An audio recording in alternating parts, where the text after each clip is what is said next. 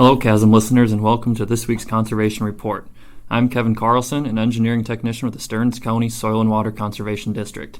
Today I'll talk to you about our ongoing tree sales, what a typical process is if you sign up for conservation assistance through the NRCS and SWCD, and to share a few tips and tricks for those who enjoy getting out in the outdoors to look for shed deer antlers.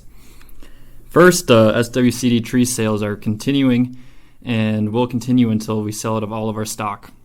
The tree orders are taking place on our website this year only due to COVID-19, but both residents and non-residents of Stearns County may purchase trees from the SWCD. A few details of the tree program are that the trees are sold in bundles of 25. Trees are also sold bare root, either as seedlings or transplants. Payment is fully required to finalize your order and guarantee the species that you selected when you check out.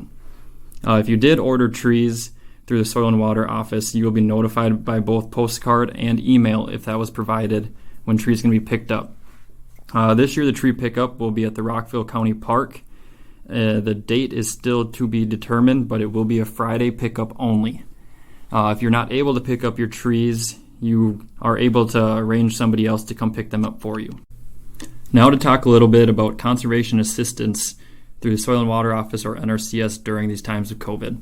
A typical way to sign up now is just to give our office a phone call, talk to somebody about what you're interested in, whether it be a manure pit or stacking slabs, to erosion issues in a field, or if you're interested in cover crops or prescribed grazing.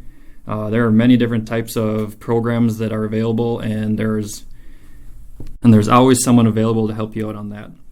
Once you're on the sign-up list, a conservation planner and engineering technician would be assigned to your plan or project, determining whether or not if your project would need engineering assistance.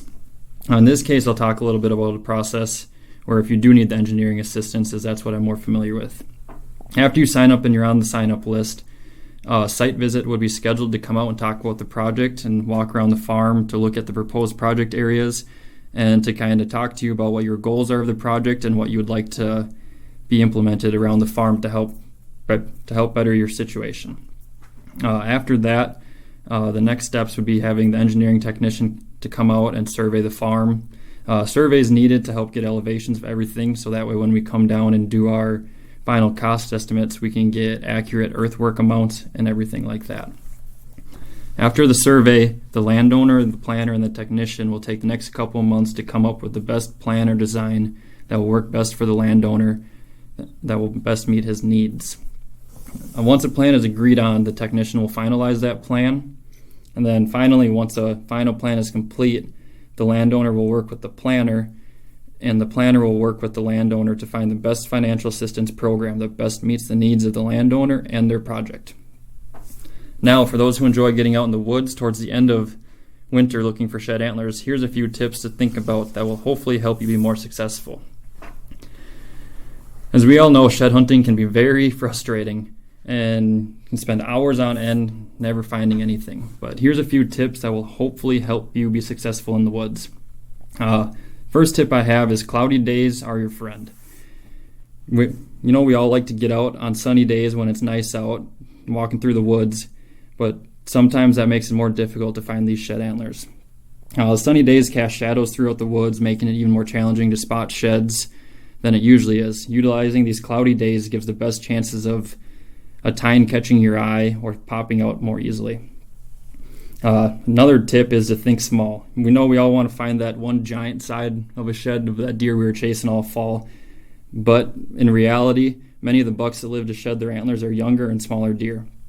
And once you get in your head that you're searching for these smaller antlers, so don't look for the entire antler. Instead, look for a glimpse of a tine, a beam, or base of an antler. Next step is to slow down. You're trying to find a needle in a haystack. Many people walk by far more sheds than they find simply by moving too fast. Take time to scan your surroundings and cover your area. Last step is to go to where the sheds are. It might seem obvious, but if you know where your bedding areas are, your main late season food sources, travel corridors, or fence lines that are heavily used, these areas are generally where you'll find the majority of your sheds. Thanks for listening to this week's Conservation Report. Hope you have a great weekend.